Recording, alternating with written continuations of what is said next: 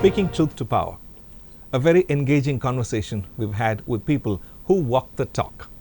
The Christian Professionals and Businesspersons Forum of India is very happy to present yet another episode as we discover, as we discern, as we learn what it takes to speak the truth to power. LT, we've looked at individual experiences. Yeah. You've shared your own. I've had mine. The people who are joining us every time in this episode, they've had theirs. But don't they seem like isolated episodes? Should there not be a critical mass getting together so that there's actually a revolution of sorts? It's a good point, well taken. But one or two words of caution. First of all, going back to what Anand Pillai said about his experience, which is true of everyone who's genuinely come into an encounter with Christ, what we call being born again. We are born into a community. One of the earlier episodes, we talked about this whole The I and the we tremendous lack of corporate thinking. I think that is where the change has to begin. If you see, right from the first, now I'm giving a biblical understanding. When God created man, he first of all created as a man-woman community. He calls Abraham and he says, I will through him make a nation. But the most critical point of God's call to Abraham is at the end of verse 3, and in you shall all the families of the earth be blessed. In other words, what has now happened is, very often within Christian circles, we think of salvation as just saving our skin so that we don't go to hell. That's right. Whereas that is the means to a much greater end.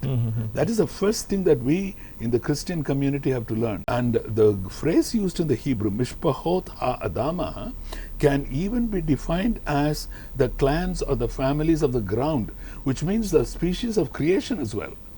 That means God redeems people in order for us to be a blessing. So I think we need to first move away from looking at salvation purely for personal gain, but as a trust which is given to us so that we together with God's people will make a change in society. I think that is where the problem is. I think that is, we are, in fact, in the last couple of years I've been using this word, that we are reading the Bible purely for therapeutic and utilitarian reasons, for what we can get out of it and how to make use of God. Instead of saying, what is God's purpose in saving me?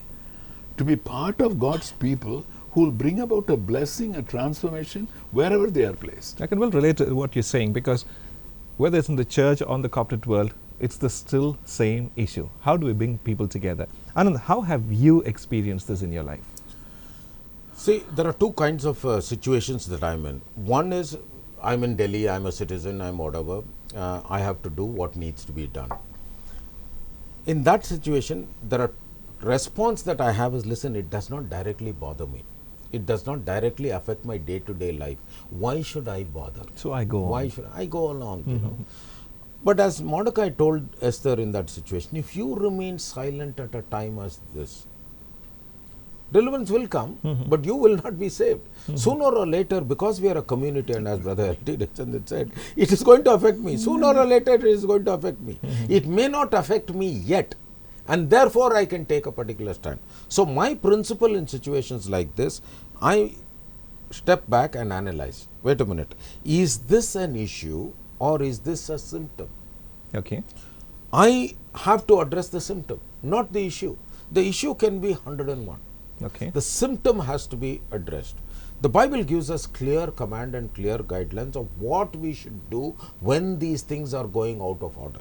2 Chronicles chapter 7 verse 14 talks about if my people who are called by my name, if they fast and if they pray, Humble themselves.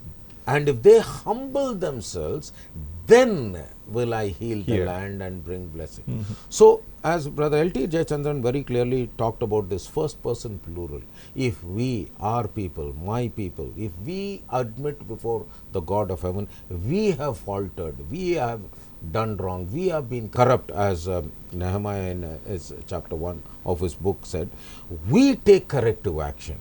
The few of us, that influence will spread positively. So my approach is very simple. If something is wrong, rather than going and fixing that wrong. That same thing that is wrong, I will correct it. I'll give you two examples. Okay. One was I found management teaching in many B schools very theoretical, very academic. Now I can sit back and complain, or I can do something about it. So go there and bring in that perspective, bring in the practical experience, blended with the academic foundation to make sure that the people are relevant. That's the first one. The second one is in churches also. In many churches, I found that messages and the expounding of the word was largely from a devotional point of view. And I said, man, this is not connecting to the common man. And I'm not staying connected. I can sit back and complain, or I can do something about it. So I get involved and I do whatever that is there in my sphere of influence, I will do, and then I have the right to go and ask somebody to correct themselves. So that has been my approach. I put myself and say, what is it that I can do to the community? What is it that we can do to change, rather than sit back and criticize, which anybody can do. Absolutely. Absolutely. And that's a great point to note. And I'm sure in your own respective spheres of influence, you've had this question, and here's the answer. What is it that you can do where you are in order to bring about a change? Now, that's a question that's hard to answer, because I know what I want to do, I know what I have to do, but how can I actually do it? Who gives me the power to do it? So, LD, what do you think the God of the Bible would say in a situation like this? He would probably say that he is the one who delegated to us the authority to rule over his creation as his vice regents. And that theme of the kingdom continues. In fact, when you take this speaking truth to power, basically between Jesus Christ and Pontius Pilate, the talk comes around kingdom, if you remember. Yes, indeed. What does Pilate say? Don't you know that I have the power to release you, to sentence you? He says, my kingdom is not from this world. If that were so, my soldiers would have fought with your soldiers. But now my kingdom is from another place, because I am bringing a superior perspective on the issue. So that is what I think probably in future episodes we will have to begin to unpack. What it means to be a Christian in a nation like India. How would you speak that truth to our fellow Indians who may belong to other faiths, and would be able to see the point in what we are trying to say. So that will be probably what will keep us going further. Fabulous, fabulous. So I want you to keep this image in mind. Jesus and Pontius Pilate. Modern day, had Jesus lived in India, how would the situation have been? No speculations, all based on the word and the real world. Thank you for staying with us today. See you soon in yet another episode of Speaking Truth to Power.